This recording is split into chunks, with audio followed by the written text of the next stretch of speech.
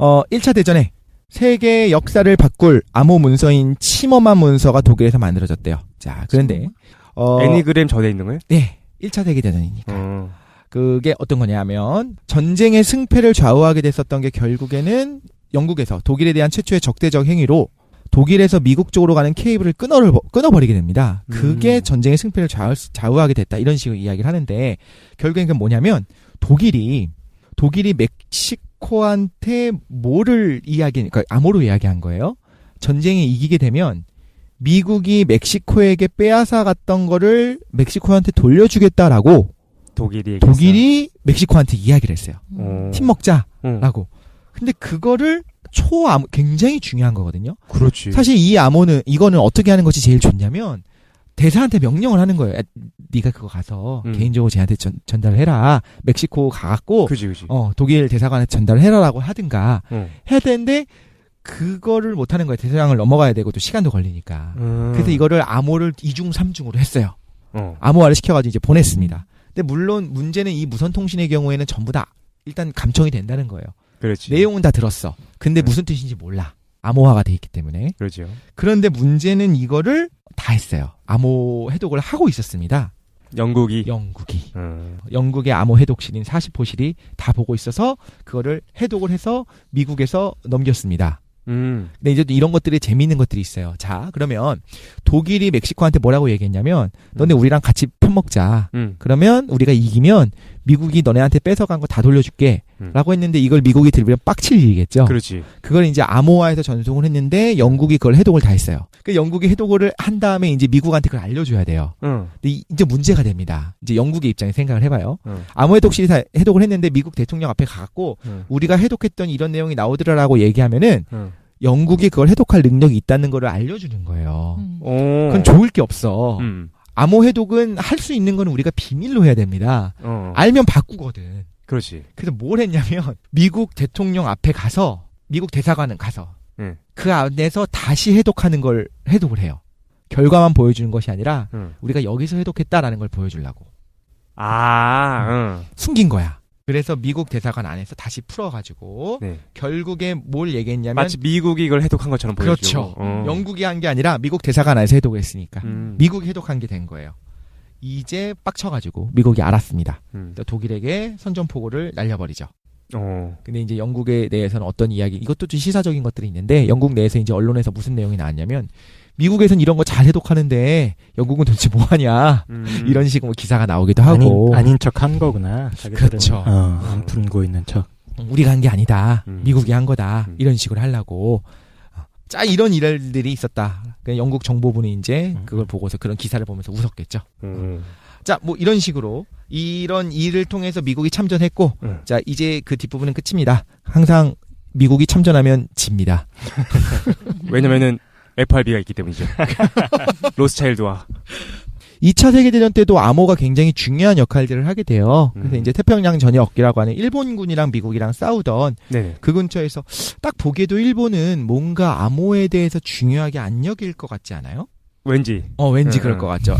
좀 왠지 사무라이일 것 같고 비합리적인 군대였어요. 실질적으로. 그랬어요? 알아보게 되면은 우리는 또 뭐 아시아 최강이었다, 미국이랑 맞짱 떴다라고 이야기하는데 또 새로운 해석들이 많이 있는 게 그래? 그 당시 일본을 무시할 수는 없지만 야마토 있잖아. 처음부터 미국을 이길 수는 없는. 그렇지. 일본 수뇌부에서도 어떻게 시작하고 전쟁을 시작했냐면 아마 우리가 이렇게 태평양 그쪽을 완전히 때려 부셔버리면 진주만을 폭격을 하게 되고 그래서 미국의 어떤 태평양 뭐라고 부르죠 그거를 병창 기지를 다 없애버리고 함대를 다 없애버리면 미국이 아마도 우리랑 협상하려 할 것이다라고 이야기했어요. 미국이 이렇게 전면전을 벌일 줄 몰랐던 거야. 그지. 전면전 벌이면 진다는 걸 알고 있었고요. 그리고 미국은 비실비실한 애들이었기 때문에 그 정신력이 부족한 애들이었기 때문에 일본 입장에서는 정신력으로 무장한 우리 천황의 군대를 이길 수 없어 이렇게 생각을 해갖고 병신짓을 한 거죠. 사실 2차 세계대전에 대한 그때 진주만 공격에 대한 해석이 너무 많아가지고 복잡해. 근데 어쨌든 하나의 관점 중에 하나가 그렇다는 거지, 그지? 그렇죠. 아니, 그러니까 일본에서도 이기지 못한다는 건 내부에서는 알고는 있었을 거예요. 진주만 그것도 음모론 있지 않아요? 맞아요. 음모론도 있고 그래요. 그러니까 그러니까 미국이 참전할 수 있는 구실을 만들기 위해서 이제 그 거대한 재벌들이 했다라는 거지, 그죠? 진짜. 아 정말로. 있긴 있어요. 있긴 그러니까 있어. 일부러 왜냐면, 진주먼을 살짝 비워놓고 그치? 들어와라 이렇게. 그것도 그렇고 일본을 자극해 미국이 계속 그때 상황을 보면 계속해서 미국 내 일본 자금을 동결시키거나 지금 미국이 하고 있는 일이잖아. 그거는 그렇죠. 그건 맞죠. 그래서 근데, 일본도 살아남기 위해서 어쩔 수 없이 그리고 되겠다. 필리핀에 있는 목재가 굉장히 필요했었거든요. 근데 그것도 다 필리핀이 이제 미국이 점령했었으니까. 그러니까 일본이 어떻게든지 이걸 저항할 수밖에 없는 상황을 몰고 가기도 했었어요. 그건 맞습니다. 근데 그걸 맞는데 이제 그 배후에 군수 산업체가 연가시 같은 놈들이 있어서 그러니까 있을 수도 있겠다. 그럴 수도 있겠네. 네. 근데 뭐 예를 들면 진주만 폭격도 이런 얘기들 그 공습에 대해서 이런 얘기를 해요. 그 일본 제국의 하와이 대사관이 있잖아요. 네네. 거기서 이제 신호를 보냅니다. 그 선전포고를 암호로 보내요. 근데 그거를 받아서 미국도 같이 보고 있었어요, 사실. 암호가 오는 걸 보고 있었고 해독도 다 하고 있었어. 그런데 실질적으로 해독이 끝났을 땐 이미 공습이 시작된 다음이었었던 거예요. 그러니까 이거를 뭐 우연인지 일부러 그랬는지 우리가 어렸을 때 배우기로는 뭐 어떤 식으로 제가 어렸을 때는 어떤 식으로 그걸 봤었었냐면 일본의 야비한 놈들이 선전포고 하기 전에 먼저 폭격부터 했다, 공습부터 했다 이렇게 이야기하는데 이제 또 다른 해석들도 나오는 거예요. 그건 아니고 얘들도 최선을 다하려고 했는데 늦어진 거다, 착오였다 뭐 이런 식으로 얘기하는데 그게 일본 태평양 전쟁 전체를 좀 훑어보게 되면 후자 해석이 더 맞는 것 같아요. 일본은 좀 병신 짓거리를 많이 했어요, 실제로. 아, 실제로? 좀 멍청한 짓거리도 되게 많이 하고. 그렇구만. 되게, 뭐 그런 것들 나중에 이제 기회가 있으면 한번 해보면 되게 재밌을 것 같아요. 그러니까 미군에도 일본 암호를 해독할 수 있는 그 일본어 덕후들이 있었구나. 그렇죠. 있었어요. 근데 일본 애들이 뭐라고 생각했냐면 아니메 덕후 이런 애들. 뭐 아니메 덕후가 뭐야? 그 일본 애니메이션을 미국 애들이 아니메라고 그래요. 아, 그래? 네. 아니메. 근데 이제 일본 애들이 뭐라고 생각했냐면 자기네 일본어가 너무나 엄청나게 어렵기 때문에 호쟁이들은 절대 못 풀 거다라고 생각을 해갖고 좀 대충 했었어요. 암호에 대해서. 암호를. 그때 미국에 일본어 통역 장교가 수십 명이 넘었는데 다 알고 있었거든요. 그런데 사실 미국 해독반에게 가장 어려웠던 건 일본 지방 사투리였다는 얘기가 있습니다. 그래서 이것도 하나의 훌륭한 암호가 될 수 있는 거예요. 우리가 생각하는 거랑 다르게. 그렇구나. 아무튼 그래서 이제 뭐 일본 애들은 야전 암호를 이제 배달도 해야 되잖아요. 애니그마 같은 게 없었으니까. 그 암호북 박스가 있어요. 그러니까 암호북이 있어요. 그게 있어야지만 해독을 할 수 있는데 그게 없어졌어. 일본 애들이? 네, 일본 애들이 암호북이 없어지고 큰일 난 거예요. 그거 찾아야 돼요. 만약에 그게 미국 손에 들어가면 다 해독이 되는 거니까. 근데 어떻게 하냐면 그냥 없어졌다고 치고 살자. 왠지 한국군을 보는 거. 상사님 이거 없어졌으면 말입니다. 그러면은 가라로 하나 만들어. 만들어. 똑같이 베껴가 만들어. 예, 알겠습니다. 근데 암호북이라는 거를 쓰는 암호체계는 굉장히 불리한 암호체계 아닌가요? 왜냐면 그런데 이제 맞죠. 뚫리기가 맞는데 되게 쉽잖아요. 암호북만 넘어가면 끝나는 겁니다. 네네. 사실 그렇긴 한데 어떤 게 있을 수 있냐면 애니그마라고 하는 것이 굉장히 훌륭한 기계란 말이에요. 암호화 기계라고 생각하시면 돼요. 네. 근데 그 애니그마를 비싸요. 애니그마 자체가 기본적으로. 근데 암호라고 하는 것이 너무 비싼 기계에 의존을 하게 되면은 결국엔 그 세세한 모든 사람들이 그 암호 해독을 할 수 있어야 된다는 거죠. 그런데 그 모든 사단마다 모든 소대마다 다 그 애니그마를 집어넣는 것은 어려워요. 그럼 결국 어떻게 되냐면 책 한 권으로 할 수 있게 하는 것이 더 좋은 방법이기도 합니다. 효용성 측면에서. 효용성 측면에서. 네. 그렇기 때문에 지금도 뭐 어떻게 지금 이제 컴퓨터를 사용하기 때문에 쉽게 가능한데 한국군 암호 체계는 되게 단순한 것 같은데. 어떻게 돼 있어요? 화랑, 담배. 뭐 이런 거는 암고고, 그건 암고.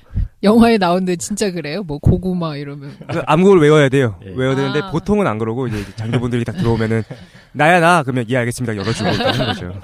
어디서 오셨지 말입니까? 야 사단장이야. 그럼 예 알겠습니다 열어주고 하는 거죠. 간단하구나. 그렇습니다.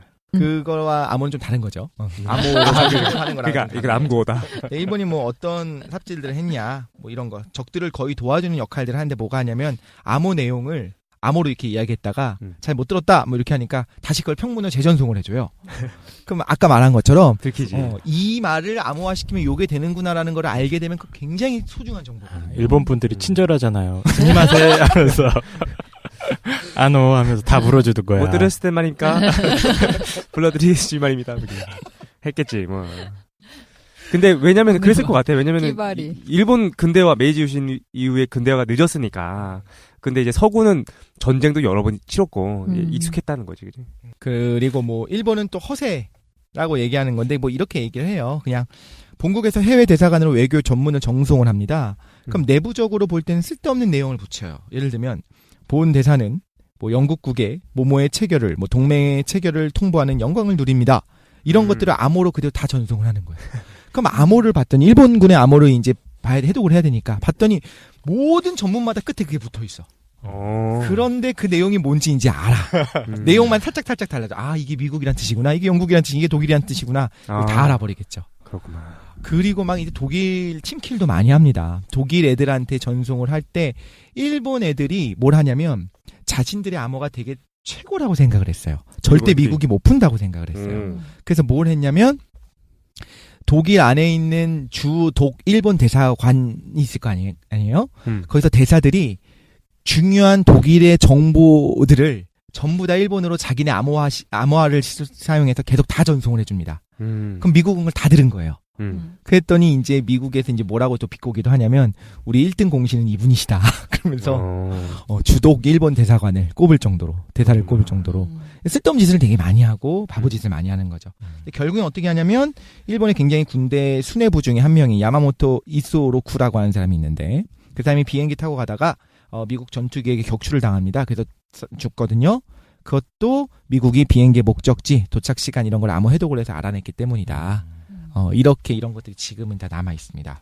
자, 그런데 독일 같은 경우에는 일본 같은 수준은 아니었어요. 그래서 일본 같은 경우에는 정말 초보적이었었고 시스템 자체는 나쁘지 않았거든요. 근데 그걸 운용하는 사람들이 너무 경직돼 있었다라고 한다면 독일은 그 정도는 아니었어요. 거기다가 최강의 암호 체계라고 하는 애니그마가 있었기 때문에 독일이 뭘 알고 있었냐면 1차 대전 때 독일의 암호가 뚫렸었어요. 연합군한테. 근데 그거를 독일 애들이 몰랐어. 왜냐면 그걸 기만을 했거든요. 우리가 너네들이 하는 말을 다 보고 있다라는 사실을 거의 숨겼기 때문에, 철저하게 숨겼기 때문에 독일 애들이 그걸 몰랐기 때문에 종전 후에 그걸 알았어요. 히틀러를 포함한 당시 이제 군 수뇌부가 빡친 거야. 우리가 연합군들이 우리를 갖고 놀았구나. 그래서 절대로 뚫리지 않는 암호 체계를 만들자 해갖고 애니그마라고 하는 시스템을 만든 거예요. 2차 대전 때. 그런데 이제 애니그마도 사실 후기 때는 뚫리거든요. 근데 그거를 몰랐어요.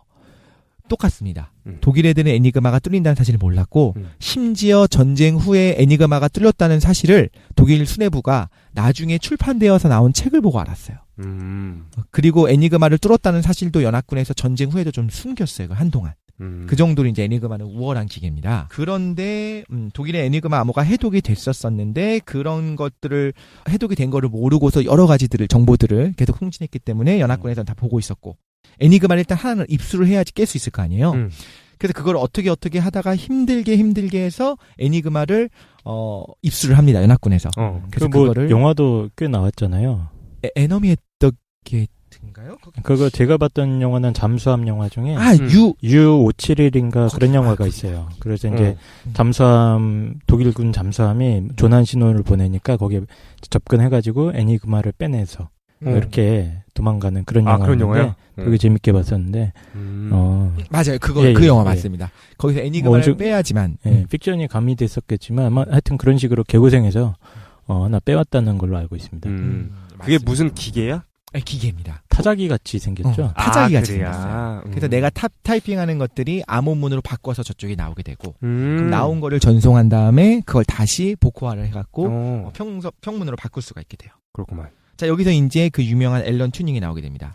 앨런 튜닝이 앨런 튜닝은 다른 사람들이 생각하지 못했던 방법을 통해서 애니그마를 해독할 수 있는 방법을 제시를 하게 돼요. 네, 앨런 튜링이 결국엔 이 애니그마를 해독하는 데 있어서 결정적인 중요한 어떤 알고리즘을 알려주게 됩니다.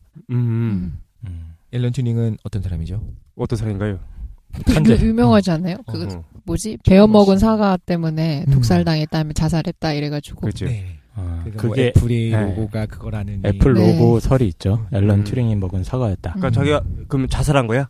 독이 든 사과를 먹고? 근데 타살로 보는 경우에 더 많은 것 같아요. 실제. 그런 것 같아요. 그래요?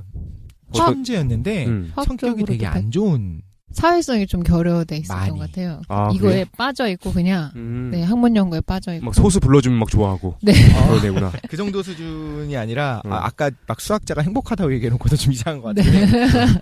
성격이 매우 독특해서 타인과 안 어울리고 자신의 일에만 집중을 하고 일단 굉장히 운동 열심히 하는 스포츠맨 되게 건강하고 좋은 것 같죠. 성적 취향 그러니까 동성애자였는데 꺼리낌 없이 얘기하고 다니는 그런 사람이었는데 일단 여성을 극도로 혐오를 했고요. 그 여성을 혐오했기 때문에 동성애에 빠졌다라는 얘기도 있을 정도로 게이였죠. 예. 굉장히 심했고 2차 대전 정보부에서 근무할 때 동료들이 자신의 컵을 계속 사용한다고 해서 자물쇠를 잠궈버렸어요. 컵을 못 쓰게 하려고. 그런데 그거를 동료들이 자물쇠를 풀어버렸어요. 암호를 했는데 암호를 풀었어.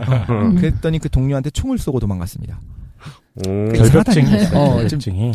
천재인데 괴짜에 결벽증도 있고. 그래요? 예. 근데 이 튜링이 극비 중에 극비 취급을 받는 최고의 과학자 중에 하나였던 거였어요. 당시에. 그래서 전쟁의 승패를 결정할 수 있으니까. 맞아요. 그러니까 함부로 수배령도 못 내리는 거야. 나중에 다시 돌아왔고 경찰에 결국 처벌도 안 받았습니다. 그래요? 그래서 그 다음부터 다시는 동료 수학자들은 튜링을 놀리지 않았다는 전설이. 원래 놀리면 한번 해줘야 돼. 한번 해줘야 돼. 그리고 막 튜링이 뭐 봄철이면 꽃가루 조심해야 된다면서 방독면 쓰고 자전거 타고 다니고 뭐 이런 식으로. 근데 수학자 중에 좀 이상한 애들이 있는 것 같아. 괴델인가요? 괴델. 크루드 괴델 같은 경우 아인슈타인 친구고 불안전성 공리 했던 괴델 같은 경우에도 한여름에도 난로 피고서 그 두꺼운 옷을 입고 있었대. 항상 추워하고. 좀 이상한 것 같아 사람들이. 그건 그냥 갑상선 저하증이에요. 아 그렇군요.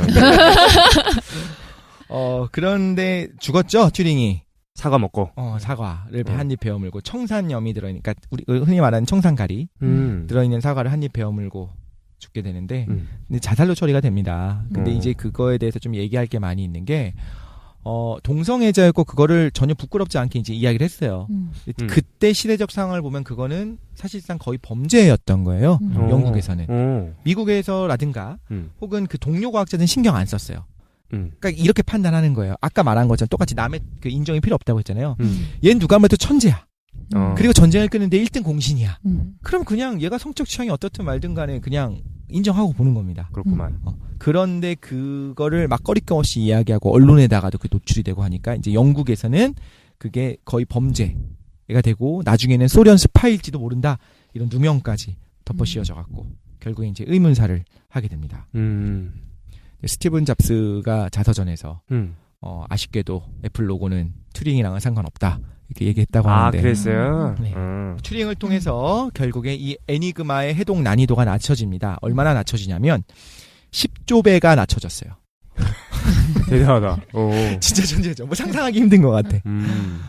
어떤 알고리즘을 발견해갖고 혁신적인 방법으로 10조분의 1로 줄어든 거예요. 그래서 이제 시간 문제가 됐지. 근데 물론 시간 문제는 있어요.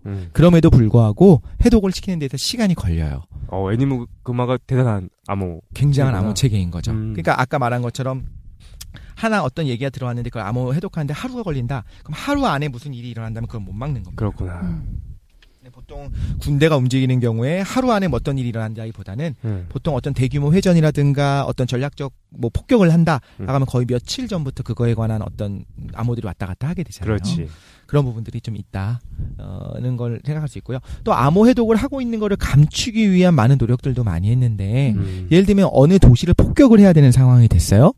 근데 그 어떤 도시를 폭격할지를 알게 되면은 중요한 군수 물자들이 빠져나갈 수가 있다는 거예요.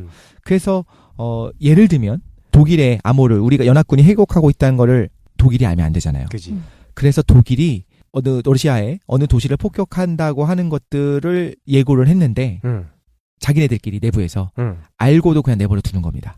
폭격을 하도록 막지 않아요. 왜냐면 대의를 위해서. 사실 이런 것들이 군 안에서는 전쟁 안에서는 비일비재하게 일어나는데 있을 법한 일이지. 그렇죠. 히로시마 같은 경우에도 거기 미군 포로들이 있었고 그랬어? 있었어요. 예, 다 증발했죠. 드레스덴 폭격이라고 되게 유명한 폭격이 있어요. 그렇지. 융단 폭격이 어떤 대명사가 됐던 그것도 이런저런 이제 얘기들은 많이 있는데 그때도 연합군 포로가 미국 포로가 있었어요. 근데 미군 포로가 있다는 사실만으로 드레스덴 폭격을 안 하게 되면 어떤 문제가 생길 수 있냐면 앞으로 폭격이 될 수 있을 만한 도시에다가 포로들을 놔둘 수가 있어요. 뭐 베를린에다가 미군들을 다 모아놓는다든가 그럼 베를린 폭격을 못 한다는 거잖아요. 그러니까 일종의 테러와 협상을 안 하는 것처럼 프로들이 있는데도 불구하고 그냥 폭격을 해버립니다. 그렇구만. 뭐 전쟁에서 뭐 그런 일들이 일어나게 되는 건 어쩔 수 없는 것 같기도 하고 안타까운 것 같아요. 아무튼 그렇습니다. 그래서 이런 암호들을 해독하고 결과적으로 이미 연합군 쪽은 다 알고 있었기 때문에 훨씬 더 빠르게 수뇌부들을 암살하는데 아까 말한 것처럼 일본에서의 수뇌부를 암살하는 데 사용하기도 하고 정말 중요한 군함들, 구축함, 순양 전함 이런 것들의 경로를 미리 알면 싸잡아 버릴 수가 있거든요. 특히 해전 같은 경우에는 조금이라도 한쪽에서 또 그 화력이 센 경우에는 거의 일방적으로 끝나게 되거든요. 좀 게릴라라든가 그런 게 불가능하잖아요. 뻥 뚫린 공간이기 때문에 해전에서는 예를 들면 여기가 화력이 1.2배다. 그러면 이제 피해가 1.2대 1로 가는 것이 아니라 거의 압도적으로 끝납니다. 화력이 조금만 더 높아도. 해전의 특성상 그런데 그거를 미리 얘네들이 어디를 가는지 다 알고 있다고 한다면 그렇군. 당연히 쉽게 이길 수가 있겠죠. 그래서 예를 들면 또 태평양 전쟁에서 미국이 일본을 따라잡을 수 있었던 이길 수 있었던 되게 중요했었던 해전이 뭐였었더라? 이름 까먹었다. 연평도 해전. 노량 해전. 미드웨이? 미드웨이. 미드웨이? 미드웨이 같은 경우에도 사실상 완전한 해독은 아니었지만 거의 여기로 올 것이다라는 걸 다 알고 있었고 어디를 일본 애들이 공격할 것인가에 대해서 막 이렇게 떡밥도 물려줘요. 이렇게 되게 재밌어요. 예를 들면 미드웨이에서 일어나는 일이라고 하면은 미드웨이가 맞는지 확신하고 싶은 거야. 그 정보부에서 뭐라고 얘기하냐면 예를 들면 일본 애들이 계속 이렇게 얘기해. A에 공습할 것이다. A를 공습할 것이다. 계속 이런 식으로만 이제 암호를 하는 거예요. A가 어딘지 알고 싶잖아. 그래서 미국이 미드웨이인 것 같아. 그래서 어떻게 했냐면 자기네들끼리 미드웨이에 식수가 부족하다 이런 식으로 이제 암호가 아니라 그냥 그걸 보낸 거예요. 평소로. 그러니까 일본에서 얼른 A의 식수가 부족하단다 이런 식으로 해갖고 바로 어딘지 알아버리는 이런 식의 전략적인 측면들이 안에서 있었다는 거죠. 아리가또네 아리가또. 재밌기도 하고 좀 되게 전쟁을 다루는 데 있어서 좀 이제 또 저 같은 좀 이공계 쪽이라든가 수학을 좋아하는 사람들 같은 경우에는 이런 것들이 이렇게 작용하는구나라는 걸 알 수 있게 되는 것 같아요. 자, 그래서 그러면 이제 거의 끝나가는데 애니그마만 간단하게 설명할게요. 애니그마가 도대체 어떤 장치길래 그렇게 많이 이름은 들어봤을 수도 있는데 노트북처럼 생겼습니다. 생긴 건 노트북인데 실제로는 그냥 기계예요. 자, 암호라고 하는 거는 아까 얘기한 거랑 좀 비슷할 수 있는데 I love you를 할 때 I를 다른 단어로 이제 단어라든가 다른 글자로 치환을 시켜버리잖아요. 네. I라고 하는 거를 B로 바꿔버리고 L이라고 하는 걸 V로 바꿔버리고 이런 식으로 바꿔버리는데 일정한 규칙이 있다라고 하면 이거 해독이 쉬워져요. 그럼 규칙을 어떻게 바꾸면 되냐면 매일매일 규칙을 바꾸는 방법이 있어요. 그러면은 내가 해독을 했다 하더라도 그 코드북에 써서 주는 겁니다. 그러면 오늘 암호를 내가 해독을 했어. 어떻게 오늘 아침 6시부터 계속적으로 왔다 갔다 하니까 암호를 해독을 예를 들면 12시 만에 해냈어. 12시가 됐을 때 해냈어. 그럼 나머지 12시간 동안은 그걸 다 해독이 되어 있는 상태가 되는 거예요. 근데 문제는 다음 날이 돼버리면 그거 해독이 말짱 도루묵이 됩니다. 처음부터 다시 해야 돼요. 애니그마는 어떤 시스템이냐면 한 글자마다 계속 코드북이 바뀌어요. 한 글자를 치고 그 다음 글자를 칠 때는 다른 규칙으로 다른 글자로 바뀝니다.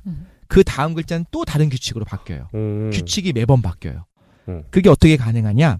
원판이 달려있어요. 원판이. 그래서 타자를 치게 되면 원래 한 글자를 치게 될 때마다 이제 이게 탁탁 하면서 이게 찍게 되잖아요. 네네. 그게 한 글자를 칠 때마다 원판이 돌아가는 거예요. 말하자면 한 글자 칠 때마다 코드북이 돌아간다고 보시면 돼요. 그래서 모든 글자마다 새로운 규칙으로 바뀝니다. 이거는 사실상 깨는 게 힘들죠. 그렇구만. 그런데 그 원판이 한 5개인가 4개인가 이렇게 있게 되는데 그 원판을 입수할 수 있으면 이제 쉽게 또 깰 수가 있잖아요. 그러니까 그걸 또 랜덤화 시켜줄 수 있는 난수를 또 지정을 할 수가 있어요. 그러니까 2개가 다 있는 거예요. 원판도 있고 그 난수표가 적어져 있는 코드북도 있는 거예요. 코드북을 한 줄씩 잘라가면서 오늘은 이 코드북을 통해서 1차적으로 암호화를 시키고 그 다음에 그게 원판이 돌아가면서 매 글자마다 다른 규칙을 사용해서 암호화를 시켜버리는 거죠. 그러면 이거는 그 시스템을 애니그마를 손에 넣어서 그 시스템을 알았다고 하더라도 복잡한 거예요. 너무 복잡한 거야. 그렇지. 거기다가 이걸 해독하는 게 시간이 걸리고. 그죠? 거기다가 이제 애니그마가 남의 손에 들어갔다고 한다면 만약에 그랬다면 그 원판 자체를 또 바꿔버리면 끝인 겁니다. 규칙이 매번 다 바뀌어버리니까. 그렇네. 근데 그 애니그마라고 하는 건 너무 좋은 시스템이었기 때문에 실제로 전쟁 후에도 계속 쓰였다고 해요. 아까도 말한 것처럼 애니그마가 해독됐다고 하는 사실 자체를 독일 수뇌부에서는 나중에 책 보고 알았을 정도로 깜짝 놀란 거죠. 결과적으로. 이걸 어떻게 해석했어? 그러겠지. 근데 지금은 쉬워요. 컴퓨터 쓰면 됩니다. 아, 그래요? 검색을 해보시면 애니그마 시뮬레이터도 있어요. 사실 이제 기계적으로 원판 돌아가는 거 정도야. 이제는 원판 내용만 알고 있으면 다 이제 해독을 할 수 있으니까. 그래서 이제 요즘 나오는 RSA 방식 어떤 그런 것들 정말로 이제 해독하기 힘든 실질적으로 우리 기술로 해독하기 힘든 그런 것들도 있는 거죠. 그렇구만. 네, 그렇습니다. 그럼 이제 전쟁 후에 어떤 일이 일어나는지 봅시다. 전쟁 후에 미국 의회 조사 청문회에서 뭘 알아냈냐면 암호를 해독했더니 적의 실패하는데 그러니까 전쟁이 승리하는데 지대한 공헌을 했다는 걸 알아냈어요. 그래서 전쟁을 단축시키는 데 힘을 실었고 결과적으로 일단 전쟁이 끝나고 나면 적군이든 우리 군이든 똑같이 인명은 소중한 거잖아요. 그렇죠. 특별히 젊은이들이 다 썰러 나가버리게 되면은 굉장히 힘들어지기 때문에 결국에 인명을 수천만 명 이상을 살렸다고도 볼 수 있는 거예요. 빠르게 일단 전쟁의 승패가 나버리는 것이. 그래서 이제 NSA가 발족을 하게 되는 거죠. 좋은 목적이네. 그렇죠. 사실 이제 빨리빨리 하자. 근데 이제 생각을 해봐야 될 것 같은 게 뭐가 있냐면 NSA가 그러면은 뭐를 하고 있을까요 지금? 연구만 하고 있지는 않을 거 아니에요. 만약에 최 사장님이 NSA의 수장이라면 지금 뭘 하시겠습니까? 일단 인민무력부 정찰총국과 싸우면서 예. 그래서 암호를 해독해가지고 그렇지, 남한에 있는 좌파 정권, 좌파들을 색출해라. 정권이 아니지. 말 잘못했어. 우리 빨간 당을 말하는 거예요? 예. 그래서 알아내라. 누가 연락하고 있는가. 그렇죠. 그런 좋은 정보를 사용할 수도 있고요. 사실 그렇지 않을 수도 있다라는 거죠. 그거에 대해서 이제 프리즘 프로젝트. 이제 시간이 없구나. 다 얘기를 해야겠다. 예. 자, 아무튼 미국은 일본의 암호를 다 해독했었고 네. 독일의 암호도 해독하고 있었습니다. 그래서 그거를 통해서 전쟁을 빨리 끝냈기 때문에 NSA를 발족을 시켰습니다. 그래서 80년대 들어서는 이미 52년에 독립을 했고요. CIA로부터. 80년대에는 가공할 만한 정보 수집 능력을 가지고 있었고요. 이미. 왜냐면 왔다 갔다 하는 내용들도 다 들어서 해석할 수 있으니까. 그것뿐만 아니라 정보 수집 능력뿐만 아니라 그걸 해석 능력도 뛰어난 거고 그러니까, 자신들의 정보를 뺏기지 않기 위해서 암호화에 관한 학술 회의가 그 안에서 열리는 거예요. 자, 그런데 이런 것들이 있어요. 재밌는 게 있습니다. 주된 업무가 뭐냐? 통신정보, 감청, 전자정보 이런 것들을 각종 수단을 다 써서 수집하고 정리하는 겁니다. 단적으로 말해서 우리가 윈도우 7이니까 지금 정확히 모르겠지만 아마 있을 것 같은데 윈도우 XP 쓰던 시절에 우리가 했던 모든 것들을 맘만 먹으면 NSA에서 다 수집하고 다 해독할 수 있었습니다. 그래요? 그게 그리고 실제로 밝혀졌고요. 스노든이 에드워드 스노든이 네 맞습니다. 그거 이따 얘기할 거예요. 그래? 뭔데? 그 프리즘 폭로 사건이죠. 그래서 암호학과 관련된 미국 내 모든 것들을 다 독점을 한 거예요. 암호에 관련된 전공한 수학자들은 다 데리고 가는 거야 미국에서. 그래서 이제 빡쳤어요 암호학계에서. 그래서 그 RSA라고 하는 공개키 암호화 방식을 사용하고 있잖아요. 그러니까 뭐냐면 지금 이 내부에서 너네가 NSA에서 전부 다 가져가니까 우리 상업적으로 좀 사용하고 우리 민간인들도 좀 암호들 좀 쓰자. 왜 니네들만 암호 알고리즘 다 공유하냐. 그래서 빡쳐가지고 여러 명의 천재들. 그러니까 RSA 방식은 이제 3명이 이름을 딴 거거든요. RSA라고 하는. 그 방식을 개발을 했어요. 이제 우리한 방식을 사용한다라고 했는데 RSA가 사실은 NSA가 먼저 그 방식을 발명했다라고 하는 걸 나중에 이제 공개를 합니다. 공식적으로. 얼마나 먼저 했을까요? 글쎄. 거의 10에서 15년 정도 앞서 있습니다. 그러니까 이렇게 생각하시면 돼요. 지금 미국의 암호학회에서 발표되는 내용들이 NSA에서는 이미 그 내부 학회에서는 15년 전, 10년 전에 다 발표됐던 내용들을 외부에서 하고 제가 이거를 처음 접했을 때 NSA를 해야겠다는 생각을 했어요. 왜? 무슨 생각을 했냐면 저는 그냥 시종일관 그 최 사장님이 얘기하는 어떤 음모론에 대해서 좀 반박하는 입장이었어요. 조직화된 단체가 무언가를 숨기고 있을 때 내부 고발자가 나타날 수밖에 없기 때문에. 맞아, 맨날 그랬지. 사실 이제 정황 증거로 봤을 때 가능성은 있지만 확률이 낮은 게 아니냐라고 이야기를 했었는데 NSA는 성공적으로 학회에서 일어나는 것들이 15에서 15년 정도 앞서 있는데도 불구하고 밖에 유출이 안 된다는 거잖아요. 그죠. 그게 가능하다는 걸 알게 됐을 때 그럼 NSA도 보안이 장난이 아니기는 해요. 어느 정도 보안이 장난이 아니냐면 결혼을 내부에서 하라고 합니다. 가능하면. 그래? 니네끼리 알아서 만나서 통일교 같네. 그렇구만. 강제적인 수준은 아니에요.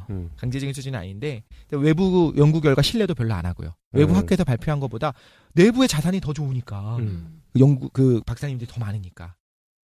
그래서 그렇게 신뢰하지 않고 폐쇄적인데 뭐 예를 들면 51구역 그때 얘기했을 때 51구역은 사실 보안으로 따지자면 이거보다 더 보안이 강한 거잖아요. 그렇죠. 외계인들이 알려줬겠지. 야, 니네보다 100년 앞선 암호기술 알려줄게. 이걸로 해라. 거기다 실제로 그게 사실이라면 대통령도 볼 수 없을 정도로 그 내부에 무슨 일이 일어나는지 알 수 없을 정도의 보안이 있다라고 가정을 한다면 가능할 수 있겠다는 생각이 들고 그리고 이 경우에도 NSA에서도 이제 내부 고발자가 나오기 시작했거든요.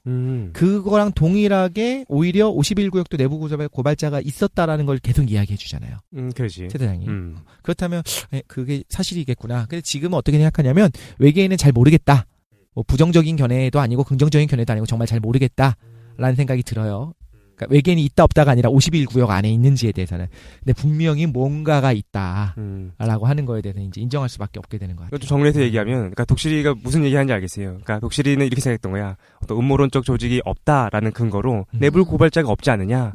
비밀은 숨겨지지 않는다. 너무 막 몇만 명이 있는 조직이라면 숨겨질 수 없다. 근데 NSA 같은 경우에는 굉장히 오랜 기간 동안 숨겨진 정황들이 있는 걸 보니까 가능하겠구나라고 생각했다는 거지. 네네. 사실 이제 생각을 바꾸게 된 결정적인 계기가 이거였었고 그렇군요. 이걸 얘기하고 싶었어요. 네네. 그래서 그럼 NSA가 많은 암호 체계를 개발을 하게 되고 또 뭐가 있냐면 뒷구멍들을 열어놨어요. 예를 들면 마이크로소프트 윈도우 있죠. 네. 거기 아마 NSA가 우리 국가기관인데 너희 좀 도와줘라. 우리 국익을 위해서다 라고 하면서 어디 포트를 좀 열 수 있는 비밀 키를 줘라. 그러니까 마스터 키를 하나 열어놔라 라고 했으면 MS에서 안 했겠냐는 거죠. 무슨 말이야? 그러니까 무슨 얘기냐면은 우리 카카오톡 사태랑 비슷한 거죠. 국가에서 우리 카카오톡 단체 채팅방 좀 우리 좀 들어갈 수 있게 열어줘. 몰래 볼 수 있게. 몰래. 그 자료 좀 내놔봐. 했을 때 아마 했을 거라는 거죠. 그게 NS도 마찬가지일 것이다. 그렇구나. 특히 이제 운영 체제라는 게 워낙 많은 막강한 기능을 갖고 있잖아요. 그 윈도우 상에서 돌아가는 거 모든 걸 다 들여볼 수 있으면 엄청난 거잖아. 그렇구만. 그렇잖아. 온갖 야동과 이제 뭐 게임과. 그러니까.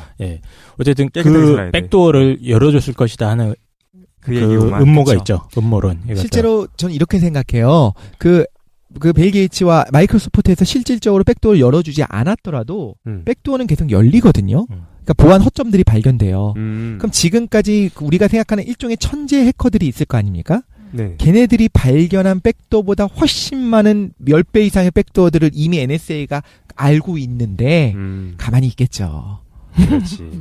이건 당연한 거예요. 왜냐하면 지금 보안적으로 거의 완벽해진 것 같은데 또 일주일만 지나면 또 보안 패치가 돼요.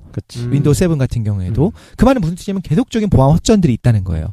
그럼 그거를 보안 허점을 알아냈다는 거는 누군가가 그 보안 허점을 통해서 침투를 하려는 시도가 있었다는 거고. 그렇구만. 당연히 그럴 수밖에 없고 그냥 가장 수학적 천재들이 모여있는 집단이 NSA에서 그걸 모르겠냐고요. 그러니까 이걸 좀 심각하게 생각해야 되는 게 보안 허점이라는 게 단순히 뭐 우리 내 개인정보 빼가고 이 정도가 아니고 컴퓨터 자체를 들여다볼 수 있는 겁니다. 컴퓨터에 저장돼 있는 모든 정보나 그렇죠. 활동 교류 중인 어떤 인터넷을 통해 왔다 갔다 하는 정보들까지도 싸그리 볼 수 있는 그런 정도의 허점들도 있는 거죠. 근데 이거는 개인한테는 무슨 문제가 돼요?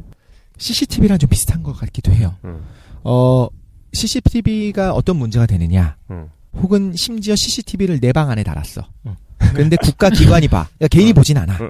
뭐 이상한 변태들이 보는 건 아니고 국가기관이 본대. 그럼 무슨 문제가 되느냐라고 이야기했을 때 이거에 대한 찬반이 갈릴 수 있을 것 같아요. 그게 어떻게 찬반이 갈립니까? 죽여버리는 많은 문제가 생기고 그런가? 거실에 다는 것까지는 저는 모르겠어요. 약간 개인정보 우리 집 앞에 다는 건?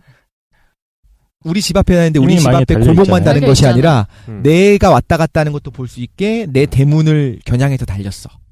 예를 들면 그거에 대해서 이제 굉장히 예민하게 반응하는 쪽은 좀 서구 사회고 우리나라는 이걸 달아서 검거율이 높아질 수 있다면 좀 안전한 세상이 된다면 CCTV 좀 달아도 된다라고 하는 게 좀 우리 정서죠.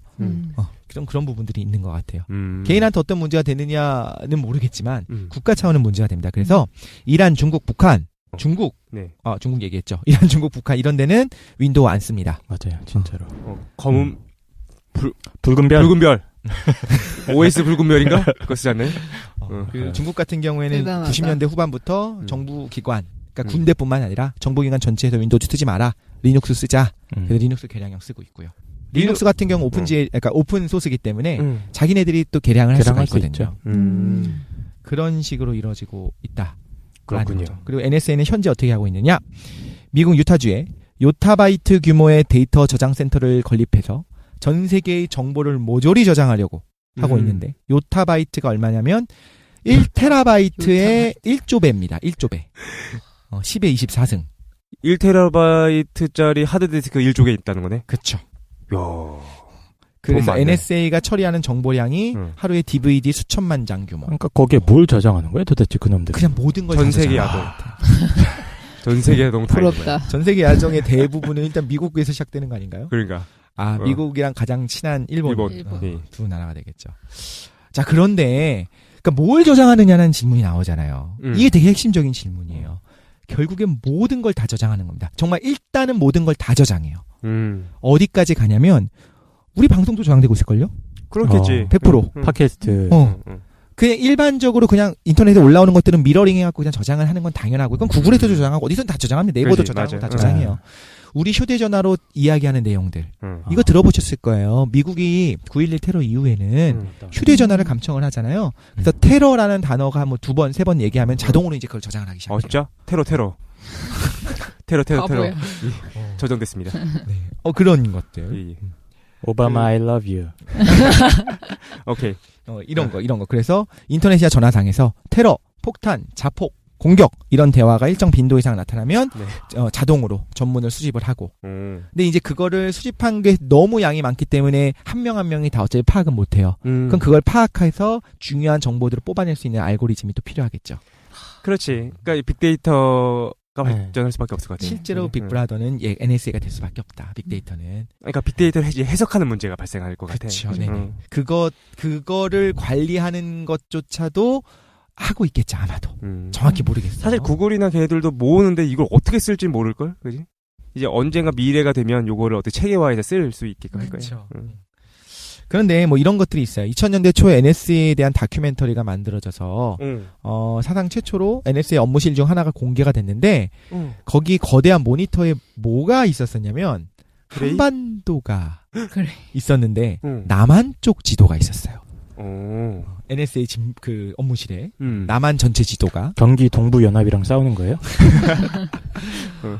그런데 남한을 도청해갖고 감청한 건 사실입니다. 당연하겠지. 했겠지. 당연했겠지. 아니면 야 촬영 오니까 쓸데없는 지도 하나 펴봐. 딱 펴서 나만 핀 거 아니야? 그리고 NSA가 CIA 전화까지 도청했다는 루머도 있고. 당연하겠죠. 자기끼리 서로 친하지 않을 텐데. 그게. 그리고 이건 좀 할 말이 많은데 대한민국이 지금 액티브X 중심으로 움직이잖아요. 네네. 그것도 사실은 NSA 때문입니다. 왜요? 128비트 암호화 알고리즘이 필요했는데 얘네가 수출을 그걸 제한했었어요. 당시에. 56비트까지밖에 못하게 했어요. 근데 우리나라에서는 당시에 128비트가 필요했거든요. 그래서 새로운 자기네들 우리나라끼리의 어떤 독자적 알고리즘을 개발을 한 거예요. 얘네가 수출을 못하게 해갖고. 그게 액티브X야. 네, 그거를 액티브X 방식으로 구현을 한 거죠. 그럼 전직 NSA 출신 간부들이 지금 우리나라 액티브X 개발업체에 내려 꽂히는 건가 이제? 아니 그런 거는 낙하산으로 이미 기술이 있었는데 외국으로 그 기술을 못 나가게 법으로 막은 거였어요. 근데 한국에서의 어떤 인터넷 그 전자상거래가 이제 활성화되기 위해서는 수출이 가능한 56비트로는 좀 모자랐거든요. 그래서 128비트짜리를 지금은 이제 그래서 그랬던 거구나. 어쩔 수 없는 부분들도 있었습니다. 잠깐 빠르게 한번 해볼게요. 비밀이 너무 많아요. 그래서 이 기관에 대한 이야기를 하자면 외국인에게는 자신이 어디서 일한다는 것 밝히는 것도 비밀로 해요. 그래서 사실은 나 직업 없어, 나 그냥 놀아, 폐지 주어라고 이야기했는데 알고 보니까. 나중에 알게 모르게 얘기를 들은 거 보니까 NSA에서 일한다는 걸 확인했다. 그랬던 거요? 깡색 NS. 어쩐지 컴퓨터를 늘 휴대하고 계시면서. 그런데 미국 국적인 사람만 뽑고요. 그래? 타국 태생으로 후에 시민권을 딴 사람도 거의 못 들어옵니다. 예를 들면 만약에 뭐 아인슈타인급이 되는 사람이다, 앨런 튜링 같은 급이다, 그런 사람이 들어온다면 당연히 웰컴하겠지. 근데 그게 아니라 적당히 그냥 나와가지고 한국에서 뭐 박사 따고 수학 쪽에 두각을 나타냈다라고 해봐야 내가 낸 논문은 이미 15년 전에 그 학회에서 있었어. 굳이 뽑을 필요가 없는 거예요. 그렇구만. 그래서 거의 적어도 부모 이상 세대가 미국에서 태어났었어야 되고. 그렇죠? 직원들의 사생활 다 관리하고 어쩔 수 없는 거죠. 그건 외국인과 접촉 제한하고 외부인과의 대화 시 가이드라인 회사라고 해라 뭐 이런 거 이런 얘기. 그런데 이제 불법 행위가 드러납니다. 아까 말씀하셨던 에드워드 스노우든이 결국엔 뭘 하냐면 군수업체 직원인데 뭘 했냐면 NSA는 구글, 페이스북, 애플, 야후, 스카이프 같은 대부분의 인터넷 서비스들 서버에 대한 백도어가 있고 그래서 법원의 영장이나 허가 없이 직접 검열이 가능하다라고 했고 하고 있다라는 거를 공개를 해버렸어요. 예. 그거를 그게 하면 프리즘인 거죠? 네, 프리즘 폭로 사건입니다. 프리즘 폭로 사건. 네. 프리즘이란 비밀 정보 수집 프로그램. 네. 내부에 있었는데 그걸 이제 폭로를 해버린 거지 얘가. 정확히 말하자면 수집 프로그램은 아니고 분석 프로그램입니다. 이 사람 실제로 쫓기고 있잖아요. 예. 홍콩에 지금 맞아요. 네. 했는데. 홍콩을 통해서 러시아로 지금 망명하려고 하는데 러시아가 망명을 받아줬다가 미국이랑 엄청나게 사이 안 좋아지고. 왜냐하면 미국 입장에서 완전한 배신자인 거예요. 그렇네. 그리고 아는 정보 또 러시아에 넘길 수도 있는 거고. 정보량이 방대해서 뭔가 자기 군수업체 직원이기 때문에 제 생각에는 뭐 이 사람이 중요하다기보다는 이런 불법적 행위를 하고 있다라고 하는 것 자체를 넘기는 게 터트린 게 문제가 되는 거죠. 그렇구만. 불법적 행위는 어떤 것들까지 가게 되냐면 결과적으로 이미 개인적인 모든 뭐 통화 내용부터 시작해서 맘만 먹으면 너네 컴퓨터를 다 들여다 볼 수 있고 이미 하고 있다라는 것도 있고요. 또 뭐가 있냐면 영국을 도청하고요. 프랑스를 도청하고요. 그래서 막 얼마 전에 그거 얘기 또 나왔었잖아요. 영국에서 진짜 그거 한 거 맞냐? 그 여왕이 물어봤더니 난 몰랐다 막 이렇게 얘기하고 그랬어? 막 그랬었던 적이 있었잖아요. 프랑스, 영국, 대한민국, 뭐 멕시코 이런 데 다 도청을 하고 있었습니다. 그렇구만. 프랑스에서도 뭐 전화를 뭐 수천만 건을 도청을 하고 예, 뭐 독일에서도 메르켈 독일 총리 휴대폰을 감청을 했다가 걸린 거야. 그러니까 뭐 그런 일들이 있으니까 빡이 치는 거지 당하는 입장에서는. 근데 이거는 그 내부 고발자가 고발한 거에서 끝난 게 아니라 사실로 다 밝혀졌어요? 그렇죠. 네. 그래? 자료를 분석했을 때 이렇게 했다는 정황 증거가 드러났고 사실상 사실이 된 거죠. 그러니까 사실상 근데 우리가 놀랍진 않아. 왜냐면 그랬을 거다라고 생각해 봤으니까. 근데 그런 일이 실제로 일어났던 거다라는 거지. 그렇죠. 증거가 결정적인 증거들이 나왔다라는 거죠. 근데 이거에 대해서 이제 당연히 미국 언론은 어떻게 했을까요? 미국을 좀 도와주겠죠. 그렇죠. 어느 정도. 뭐라고 도와줬어? 그냥 그러면 안 된다. 유지에 문제가 있다. 근데 어쩔 수 없지 않냐. 대의를 위해서. 더 중요한 거는 세계, 그죠? 평화다. 뭐 이런 식으로 얘기할 수 있고. 실제로 어떻게 이야기를 했냐면요. 그냥 타국의 군을 목적으로 해서 이렇게 해갖고, 결국엔 많은 테러들을 막았다라고 또 주장을 해요. 굉장히. 자신들이 실제로 여러 건의 실제로 미국의 뉴욕 증권 거래장을 목표로 한 폭탄 테러도 막았고 이런 시도들을 막았다. 이미 여러 건 이상. 메르켈 총리의 도시락 폭탄 사건도 막았고 다 막 만들어내는 거지, 그렇지? 50건 이상의 테러를 미연에 방지했다. 이 방법을 이 NSA를 통해서 이런 식으로 이제 얘기를 했고 한편으로는 어디까지 얘기를 하게 되냐면 미국에서는 우리만 정보 수집하냐? 왜 우리만 갖고 그러냐? 이렇게 이야기하기도 하고 좀 약간 이런 기조로 얘기하기도 하고. 왜냐면 이미 다 알고 있어. 니네가 하고 있는 거 다 알고 있다. 서로 했거든요. 독일도 미국을 지금까지 감청했었던 것도 드러나기도 하고 서로 그냥 하거든요. 뭐 우방이고 뭐가 없어요, 그냥. 근데 이거는 일반 시민들의 개인정보, 그러니까 이메일 같은 것까지 다 뒤져볼 수가 있다는 거예요. 그렇죠. 맘만 먹으면 그렇죠. 영장 없이. 그게 되게 충격적이었죠. 일단 하고 있을 것 같아요, 제 생각에. 네. 일단 저장을 다 하고 있을 것 같아. 실제로 인력이 들여다보진 않겠지만 우리가 주고받는 이메일이니 뭐니 이런 거 모든 걸 다. 가능성은 있는데 우리 건 보지 않겠지 뭐. 그죠? 필요가 없으니까. 그지. 가치가 없으니까. 네. 그렇군요. 아무튼 NSA를 편드는 건 아닌데 키스 알렉산더 장군이 했던 말을 마지막으로 NSA가 어떤 단체인지 얘기하고 저는 또 하나의 9.11 사태를 맞이하느니 차라리 오늘과 같은 청문회를 받겠습니다. 최근 몇 년간 프리즘 같은 이런 프로그램들 및 다른 정보들은 미국과 동맹국들을 전 세계의 테러 위협으로부터 보호해왔으며 9.11 사태 이후 잠재적 테러를 50건 이상 막아냈습니다. 이렇게 얘기를 했어요. 사실 보수골통 이 시점에서 우리가 사실 찬반 토론 아까 CCTV부터 개인정보와 어떤 대의를 위한 이런 거 할 만하긴 한데 최 사장님이 알아서 하시겠지. 뭘요? 다 해주시겠지. 도청을요? 다음에 또 할지. 예, 알겠습니다. 그러면 일단 이걸로 토론했으면 좋겠는데 간단하게 한 마디씩. 그지. 시간이 없어가지고 토론 안 되고 한 마디씩 한 다음에 끝낼 수밖에 없을 것 같아요. 그죠? 일단 오늘 NSA에 대한 얘기를 좀 하셨는데 어떤 생각하셨습니까? 저도 옛날에 암호세계라는 책을 한번 살짝 본 적이 있었는데 그때 당시 기억이 새록새록 떠오르고 강 정말 선생은 모든 책을 살짝 봐. 네, 살짝 살짝 건드린다. 네, 한 2페이지. 충분해 2페이지면. 그러면 정말 인류 최고의 천재적인 친구들이 자신들의 재능을 몰빵해서 발전시킨 학문이라는 생각도 들고 저는 앞으로 이제 수험생이나 수험생을 둔 학부모 여러분은 수학 공부 시키는 게 굉장히 좋다고 생각해요. 앞으로 전망에 있어서. 그래요? 왜? 예. 이과로 가면은 칭찬받고요. NSA 취직도 할 수 있는데 문과로 가면 혼자 만족도가 떨어집니다. 그렇구만. 아까 들으셨잖아요. 이과 가면 친구한테 총 쏴도 괜찮아요. 무슨 결론이 이상하게 나오냐. 뭐야.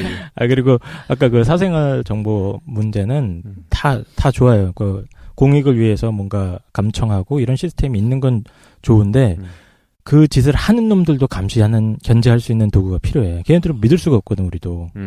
니들을 어떻게 믿습니까, 그 친구들이. 그렇죠. 그러니까 그때 당시 미국의 NSA 놈들도 그 정보를 갖다가 자기 헤어진 여자친구 정보 추적하고 이런 데 썼다는 게 좀 있어요. 그러니까 진짜. 그 놈들도 믿을 수가 없는 놈들이야. 인간이거든. 자기들도 욕망이 있고 뭐 도덕적으로 완벽하지 못하기 때문에 그런 거를 철저히 견제하고 할 수 있는 수단이 저는 필요하다고 생각을 합니다. 지금 되게 너무 좋은 말씀하신 것 같아요. 우리가 정치적인 이슈 중에 하나가 뭐가 있냐면 검찰을 누가 견제하냐에 대한 이야기가 나오잖아요. 기소권, 공소권 전부 다 그쪽이 갖고 있기 때문에. 근데 비슷한 것 같은 게 저는 사실 개인적으로는 찬성 입장이었어요. 어떤 왜 찬성을 할 수밖에 없냐면 내 개인 입장에서는 내 개인 정보보다 더 중요한 게 안전이라는 생각을 했기 때문에 그래요. CCTV를 더 많이 설치하게 되면 사실 그거를 안 좋게 사용할 수도 있겠죠. 그리고 진짜 이거는 드물겠지만 막말로 어떤 개인을 어떤 테러리스트로 낙인을 찍은 다음에 희생양을 뒤집어 씌우는 일종의 프리즌 브레이크. 프리즌 브레이크 아시죠? 이름만 들었어요. 프리즌 브레이크를 보면 그렇게 하거든요. 대통령의 동생을 죽인 걸로 누명을 씌워버려요. 근데 모든 정보를 독점할 수 있으면 실제로 내 컴퓨터에 침입해가지고 그런 정보들을, 그 증거들을 남기는 게 가능해지는 거예요. 근데 그런 일들은 일어나지 않을 거라는 가정하에 좀 안전한 게 좋지 않나라는 생각을 했어요. 근데 예를 들면 이게 정치에서 변질되기 시작하면 어떤 한 정당이 영구적으로 자신들이 집권할 수 있는 어떤 힘이 되는 거잖아요. 정보력이라고 하는 게. 그렇기 때문에 견제는 되어야 되고 그 지금 깡 선생님이 말씀하신 것처럼 그 집단을 NSA를 감사할 수 있는 기관이 있어야 되고 또 그 기관도 그 상위 기관이 있어야 되고. 그렇지. 서로 견제시켜야지 계속. 있어야 되는구나라는 생각을 했습니다. 그렇군요. 저도 얘기를 하면 근데 깡 선생이랑 독실이랑 얘기를 잘 해주셔가지고 그러니까 아까 전에 사실은 이거 토론하고 싶어가지고 얘기를 꺼냈는데 개인의 입장에서는 도청되거나 감시되는 거 카카오톡 탈탈 털리는 게 뭐가 문제가 되느냐. 내 걸 어차피 안 할 텐데 사실은 이거에 대한 얘기를 좀 해보고 싶었어요. 그러니까 개인한테는 솔직히 나는 솔직히 부끄러울 게 없어. 내 거 털려봤자. 별거 없어. 근데 문제는 뭐냐면은 없어. 진짜? 야 걔들 보는 만큼 봐. 그래서 별로 없는데 근데 문제는 뭐냐면 아까 얘기했던 것처럼 사실은 이 도청의 목적이 정말로 테러를 막는 수단으로 사용될 수도 있겠지만 사실은 이게 항상 뭐를 위해서 이제 이용되자면은 정권 유지인 거죠. 특정 정권의 정권을 유지하기 위해서 야당이나 아니면 다른 사람들의 정보를 캐거나 맞습니다. 항상 이게 사실은 주요하게 사용됐기 때문에 사실 문제인 거야. 지금 북한 그 인민정책총국 거기 말씀하시는 거죠? 그렇습니다. 그렇죠. 그게 문제다 된 거죠. 나만이야 뭐 항상 깨끗한 거니까. 나만은 문제가 없는데. 우리 국정원이 그렇죠. 어느 정당을 지지한다는 건 말이 안 되지 않습니까? 그런 일이 일어나지 않기 때문에. 정치 참여는 가끔 한다고 합니다. 그래요? 네. 예. 정치 참여는. 정치 참여일 뿐. 그렇죠. 그래서 사실 그게 문제라서 그래서 개인의 입장에서 내가 도청 안 되니까 사실 문제 없다라고 할 게 아니라 그렇죠. 위험하죠. 그거는 생각이. 그래서 일반적인 관점에서 봤을 때 사회 전체적으로 봤을 때는 도청 시스템이 발전하거나 그게 허가되는 좀 문제가 있을 것 같다라는 좀 생각이 들어요.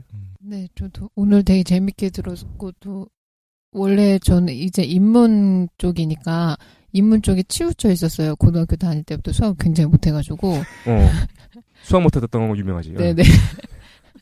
수학 자체를 그러니까 공식만 외우게 하니까 그냥 거의 정말 못했었거든요. 전멸하는 정도였는데 그래서 대학교 때 문제의식을 느꼈어요. 인문에 너무 함몰돼 있으니까 이과 쪽이나 과학적 지식을 전혀 이해 못하는 거예요. 그래서 그때 읽었던 책 중에서 이 앨런 튜링 오늘 토론했던 거 너무 많이 알았던 사람. 그래서 실제로 컴퓨터 원리를 어떻게 발명했는지에 대해서 쓴 책인데 관심 있으신 분들은 한번 읽어보면 재밌을 것 같아요. 앨런 튜링이 책을 썼어요? 예. 근데 제가 읽었을 때도 그렇게 어렵지 않았거든요. 그냥 과학적이거나 수학적인 지식 없어도 바로 약간 철학적인 내용이에요. 0이랑 1에 대한 구조에 대해서 다루는 어렵겠네. 네, 네.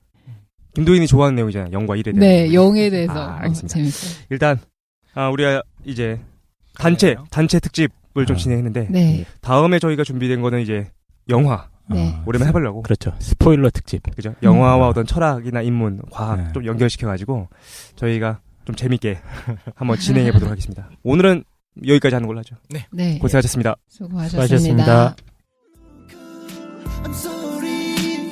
굴하지 못해 미안해. No good. I'm sorry. 하지만 난 so good. No good. I'm sorry. 굴하지 못해 미안해.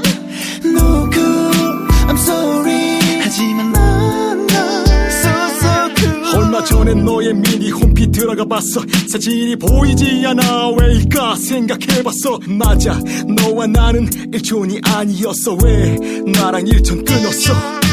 괜히 끊었어. 걱정하지 마, 다시 일촌하면 돼. 뭐라고 할까 예전 그때처럼 내 사랑 유세윤으로. 너의 일촌 댓글 파도 타고 널 볼 수 있지만 초라한 나. 어제 너의 얘기